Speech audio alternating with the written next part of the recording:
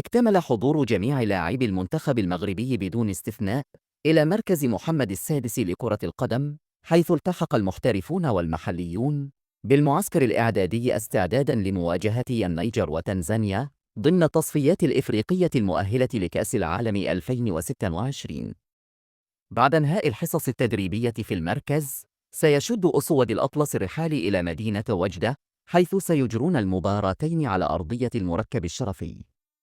ومن المقرر أن يقيم لاعبو المنتخب والطاقم الفني في فندق بيلايف بالسعودية، الذي سيشكل مقر إقامتهم طوال فترة التواجد في الجهة الشرقية. هذا الحضور الكامل يؤكد الجاهزية التامة للعناصر الوطنية، ويعكس التزام اللاعبين بالبرنامج التحضيري الذي أعده المدرب وليد الركراكي وطاقمه الفني لضمان تحقيق نتائج إيجابية في هاتين المواجهتين المهمتين.